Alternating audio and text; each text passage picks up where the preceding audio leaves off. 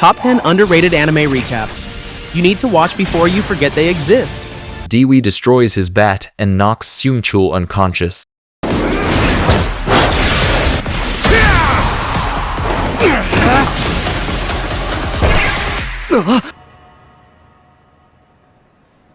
Hey, are you... With that mentality. Here!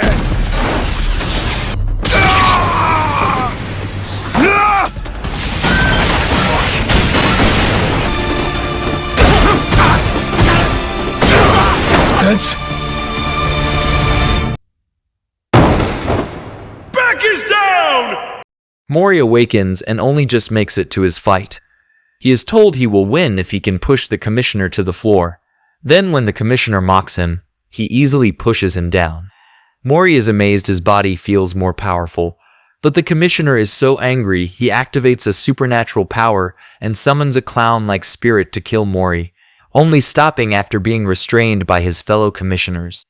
In the present, she instructs her birds to attack Boar. Although many are killed, they eventually prevail and devour her body. In the subway tunnel, Ox relentlessly attacks Horse, who has extremely durable skin. Chicken meets Rat in a convenience store, who offers to take her to Monkey. Chicken follows him into the underground sewers, calculating when she should make a move to kill them. Still, she is uncertain of Monkey's motives. Eventually, she leaves, wondering why she did not kill them. She realizes that the enhanced power from the dog's bite has enhanced her emotions along with her mind and body, making her more sensitive. As she walks, engrossed in her thoughts, she encounters a blood-stained ox. Chicken considers fleeing the scene, knowing there is a little chance against the unrivaled ox. However, Dog's poison twists her logic to fight him directly. Ox then quickly kills her, retrieving both the chicken and Dog's gems. As she dies, she permits her birds to feed on her body. Yato manages to find and catch Mylord. However, he is then attacked by an Ayakashi that Mylord had been teasing. Forgetting that Talmon had quit on him, Yato charges the Phantom, but Hiyori happens appears and pulls him out of its path, saving him again.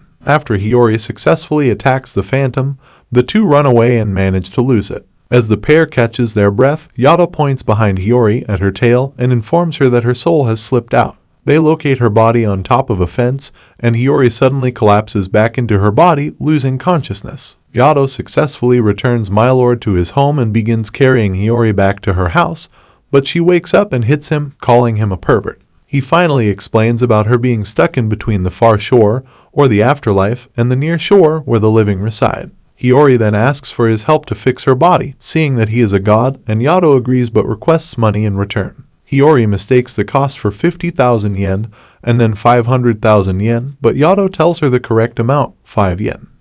Yoshiharu and Gomen undertake a very dangerous rescue mission that after heavy casualties would have failed had it not been for the arrival of Nobuna and her forces.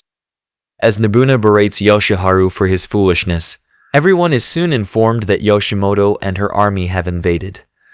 Following the invasion of Yoshimoto's overwhelming forces, Yoshiharu attempts to locate her base camp and trigger the Battle of Okizama. With the aid of Gomen, Inuchio, Nobusumi, and Nobusumi's many female bodyguards. At the base campsite, however, ninjas led by Hanzo Hattori attack Yoshiharu's entourage. Hanzo severely wounds Yoshiharu, but he convinces Hanzo that his master, Lady Motoyasu Matsudera, need not serve Yoshimoto. After receiving Yoshiharu's information, Nobuna's forces launch a surprise attack on the drunk forces of Yoshimoto. Yoshiharu prevents the death of Yoshimoto by groping Katsui, and then charms Yoshimoto into surrendering. Later, when Nobuna's troops cheer for their victory, Nobuna and Katsui beat Yoshiharu and exclude him from the cheer. As Talca desperately needs mana to fight Leland, Isaac reveals a side effect of mess saturates Marguerite's body fluids in mana, so Talca can recover by drinking them. As she cannot cry and refuses to let Talca lick her sweat, Marguerite embarrassingly concludes she must urinate into poor Talca's mouth. Talca stops Marguerite at the last possible second by realizing Leland is not a necromancer, he just uses a crystal that manipulates the dead. Talca exposes the crystal which Marguerite smashes. Leland is captured, but a demon appears with the defeated Cerwela. Talca has his skull broken and dies. Having fallen in love with him, Marguerite cries enough tears that Talca's body regenerates, and he uses the hero's sword to kill the demon. Now prepare yourself for thigh demise!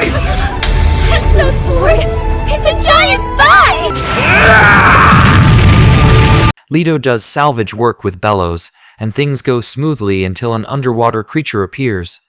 As Chamber identifies it as a Hydaz, Leto abandons his work to confront it. Despite Bellows' pleas, Leto kills the creature known as a whale squid, considered a sacred animal on the planet, and news of its death spread rumors of an impending misfortune towards the Gargantia.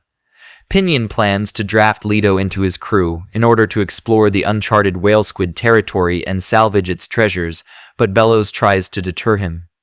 After Chamber analyzes that whale squid are indeed similar to the Hydaz, Leto is determined to exterminate them all, despite Amy and Babel attempting to change his mind earlier.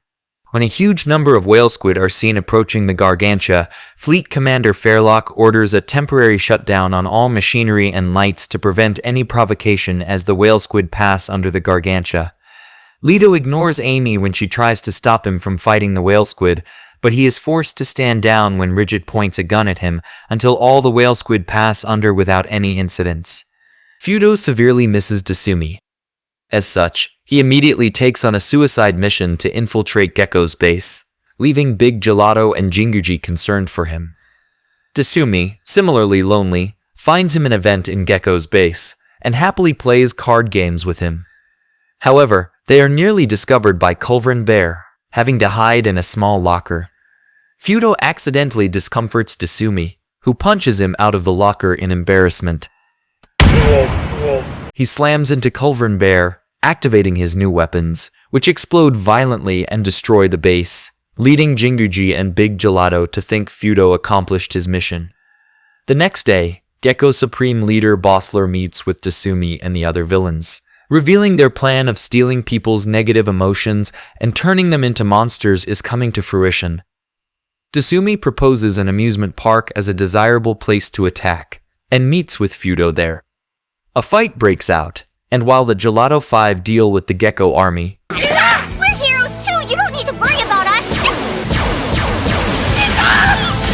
Fran and Teacher decide to only kill and absorb crystals from goblins with useful skills and leave the rest to the others. They find the Goblin King and Queen, but kill them with one attack to their surprise. They realize the dungeon goes deeper and fight their way through a swarm of giant beetles. They enter a hidden door and find the Dungeon Master, an intelligent goblin who managed to summon a high-level greater demon. The Dungeon Master boasts he will take over the world with his servant, but the demon warns his summoner not to give him orders and attacks Fran. He is much more powerful than any enemy she and Teacher have faced before and slices off Fran's hands, but Teacher quickly heals her. Meanwhile, the rest of the party cannot get past the door to help her. Teacher asks Fran to retreat, but she refuses and continues to fight the demon. The demon acknowledges that Fran's sword skills are superior to his, and then uses his special Skill Taker ability to steal her sword skills, boasting that she is doomed. Skill Taker fails to work because Fran's sword skills are borrowed from Teacher. The Dungeon Master attempts to assist the demon, but he refuses his help.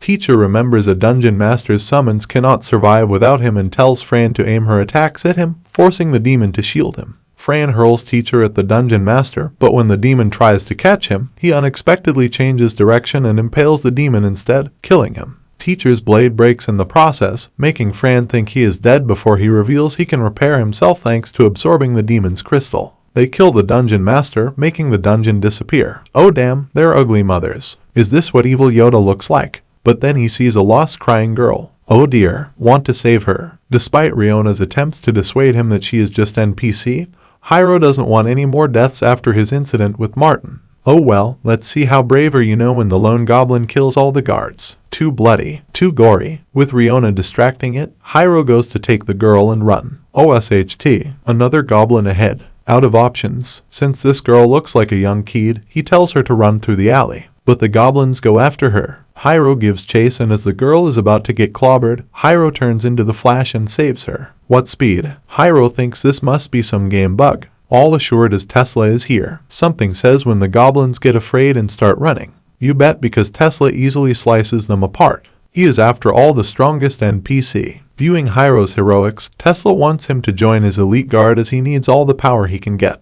Hyro relishes to become a hero and signs up. Yeah, the pay too. He takes this chance to log out. During lunch break, Shingo lures Joe away from his aunts, and Mary's crows apparently attacks them. When Joe sees this, he attempts to stab Mary with a sharp stick, but Kiyoshi intercepts him, resulting in being impaled in the butt. When Joe is thrown in solitary confinement, Kiyoshi goes to the nurse's office. Hana appears and hands him a male urine bottle to urinate inside, but when he resists, she prepares to urinate on him. Chiyo walks in, so Hana and Kiyoshi hide under the bed, but with their lower halves exposed, Kiyoshi develops an erection causing Hana to faint. Later, Hana seems to have no recollection of the events under the bed. After a work break, Kiyoshi and Joe make amends. Meanwhile, Meiko tells Shingo that she will allow him free time outside the school,